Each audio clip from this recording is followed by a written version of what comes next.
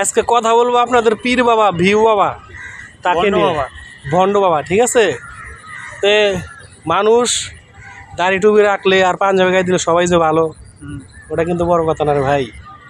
মনা ভাইরে সবাই চিনেন, মনা ভাই 02, তাকে সবাই চিনেন কম বেশি, ভাইরাল লোক, সেলিব্রিটি লোক। তে আমার ভাইয়ের পেজে সে রিপোর্ট মারছে, তো রিপোর্টের প্রমাণ টমান আছে, রেকর্ডিং আছে, তারপরে ছবি আছে, সব কিছু ভিডিওতে দিয়ে দেবো, দেখবেন সবাই। আসলে মানুষের ভালো চায় না, এটা তার প্রমাণ। আসলে আপনাকে তো কেউ ক্ষতি করে নাই, আপনারা মনা ভাই আপনাদেরকে ভালো রাস্তা দেখাইছে যে এই লোক ভণ্ড, এই লোক প্রতারক। তো সে কী করছে, অন্য এক আপুর আইডি দিয়ে মনা ভাইকে রিপোর্ট মারছে 3টা।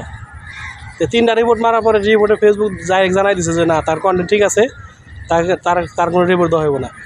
তো আপনারা যারা নাকি এই ভণ্ড বাবা ভিউ বাবা তারে সার করেন, তার পাশে থাকেন, তার রাতের লাইভের অডিয়েন্স, তাদেরকে বলতেছে আপনারা ভালো মন্দ যাচাই বাছাই করবেন, এরপরে মনে করেন যে মানুষের ভিডিও দেখবেন। শুধু ভিডিও দেখলেই হবে না ভাই, ভিডিও দেখলে হবে না, আপনি কিছু শিখতে পারবেন না। যে নাকি কন্টেন্ট তৈরি করতে না পারে, তার লাইভে থেকে আপনি কী শিখবেন?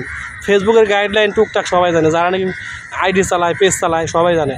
তা আমি বলবো যে এই ভণ্ড বাবা সে এক ভিডিওতে এর আগে বলছে যে বাংলাদেশের টেকনাফ থেকে তেঁতুলিয়া আমার ছবি টানায় ধরবা, তোমাদের ভিডিওতে ভিউ বেড়ে যাবে, তোমার ভাইরাল হয়ে যাবে, শুধু সময়ের অপেক্ষা।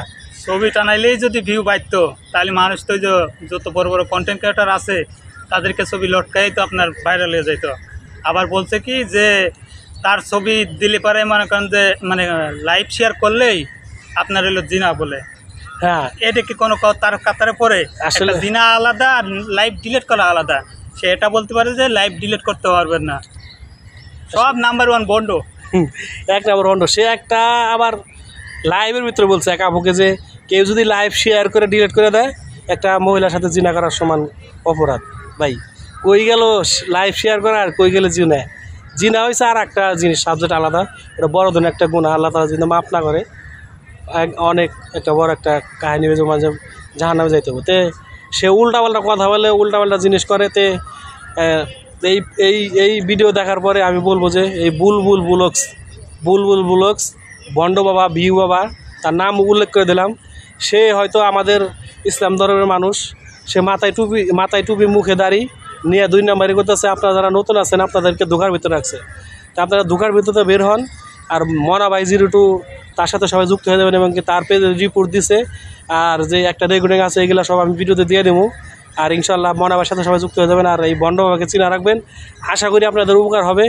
ভিডিও সবারটা দেখলে হবে না ভাই, ভিডিও সব কন্টেন্ট ক্রিয়েটর ভিডিও দেখতে হয় না, কিছু লোকের ভিডিও দেখবেন আর মাথা ঠিক থাকবো। আর যদি উল্টাপাল্টা ব্যাগের ভিডিও দেখেন, মাথা ঘাবড়াই যাবো, কিছুই করতে পারবেন না।